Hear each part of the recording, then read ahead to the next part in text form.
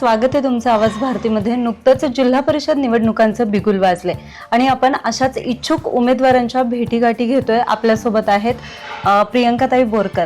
ताई नमस्कार। नमस्कार। आपली ओळख करून द्या। मी प्रियंका आकाश बोरकर, राहणार नारायणगाव, तालुका जुन्नर, जिल्हा पुणे।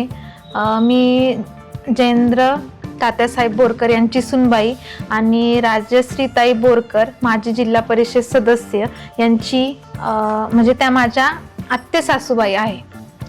आपण आता जिल्हा परिषद निवडणुकीसाठी इच्छुक आहात, तर आपण कोणत्या पक्षाकडनं ही निवडणूक लढवणार आहात? जनतेच्या मनामध्ये जो घर करतो तो म्हणजे राष्ट्रवादी काँग्रेस पक्ष, त्या पक्षाकडनं मी निवडणुकीच्या रिंगणात उतरण्यासाठी इच्छुक आहे।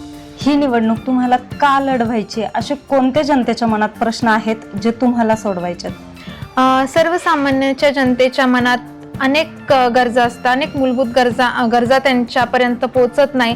अनेक त्यांच्या पुढे प्रश्न असतात, शिक्षण, आरोग्य, पाणी, वीज यासारखे प्रश्नांवर काम करण्यासाठी मला ही निवडणूक लढवायची आहे।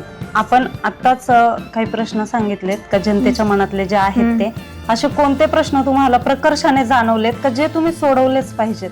जिल्हा परिषदेच्या निवडणुका जाहीर झाल्या त्यानंतर जेव्हा मी फिरत होते तेव्हा सगळ्यात महत्त्वाचा प्रश्न माझ्या पुढे उभा राहिला तो म्हणजे जिल्हा परिषदेच्या शाळा। त्यांच्या पटामध्ये घसरण होत आहे आणि ती जास्त प्रमाणात होत आहे। त्याचं कारण म्हणजे सोयी सुविधा कुठेतरी अपुऱ्या आहे आणि जो विद्यार्थी तिथे शिकायला येतो तो अतिशय तळागाळातून त्या तळागाळातून येतो आणि जिल्हा परिषदेचा जो शिक्षणासाठी तो विद्यार्थी येतो त्याला सगळ्या सुविधा देणं हे आपलं काम आहे। त्यामुळे सगळ्यात महत्त्वाचा प्रश्न हा असणार आहे की जिल्हा परिषदेच्या शाळा या डिजिटल स्वरूपात कशा केल्या जातील। आता आपण बघायचं म्हणजे वाबळेवाडीमधील आपली जी शाळा आहे तर तिथे विद्यार्थी हे वेटिंगवर आहे, तर आपल्या जिल्हा परिषदेच्या शाळा का नाही अशा होऊ शकत? नक्कीच आपण त्यावर काम करून जिल्हा परिषदेच्या शाळांना अधिक जी पटीने घसरण होत आहे ती सुधारणा करून ती संख्या वाढवू शकतो आणि जिल्हा परिषदेला एक चांगला दर्जा निर्माण देऊ शकतो।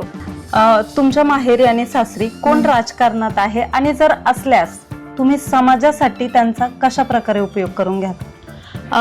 राजकारण हे मला बाळकडूच मिळालं आहे। माझे आजोबा, वडील, मामा आणि आई हे सगळे ग्रामपंचायत सरपंच, उपसरपंच, पंचायत समिती सदस्य, त्याचप्रमाणे बाजार समिती सदस्य, गोदावरी बँक चेअरमन या सगळ्या पदावर कार्यरत होते।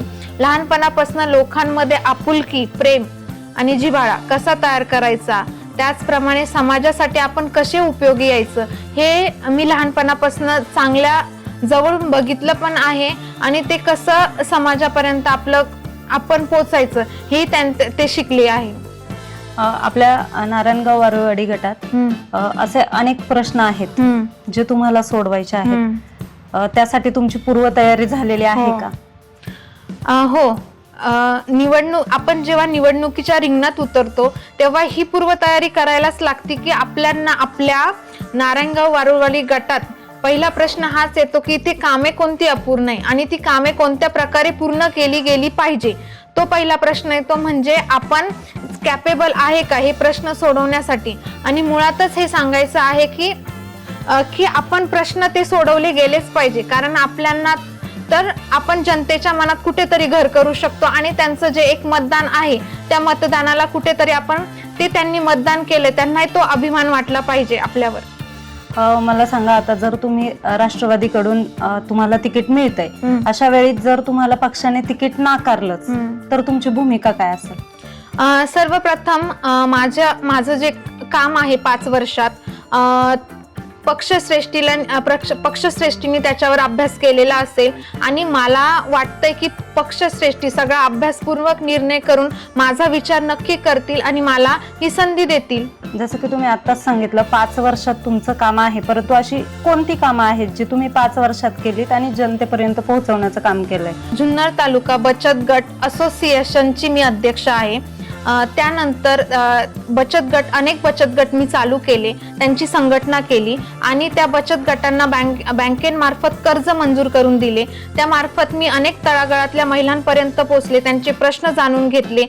त्यानंतर मी बाईक रॅली ही 19 फेब्रुवारीला चालू केली. दरवर्षी ती सातत्यपूर्वक 4 वर्षापासून होते. अनेक हळदी कुंकू, महिलांचे मनोरंजन विषयक कार्यक्रम असेल ते कार्यक्रम अनेक घेतले आहे. परंतु या सगळ्यांमध्ये मला महत्त्वाचं म्हणजे ज्या बचत गटातील ज्या महिला आहे, म्हणजे मी 88 ते 90 बचत गट तयार केलेले आहे आणि त्या बचत गटामार्फत जे महिलांचे कामे चालू असतात ते खूप महत्त्वाचे आहे. कारण ती जी महिला असते तिला त्या जे आपण कर्ज मंजूर करून देतो बँकांमार्फत, त्या 30 या 50,000 या रकमेची त्याची खूप गरज असते. कारण त्याच्यावर तिचं एक महत्त्वाचं काम डिपेंड असतं. मला असं वाटतं की त्या महिलेसाठी मी ही निवडणूक लढवायला पाहिजे. तुम्ही आता जसं सांगितलं की तुम्ही महिलांना कशा प्रकारे सपोर्ट करताय, परंतु महिला याबाबत समाधानी आहेत का?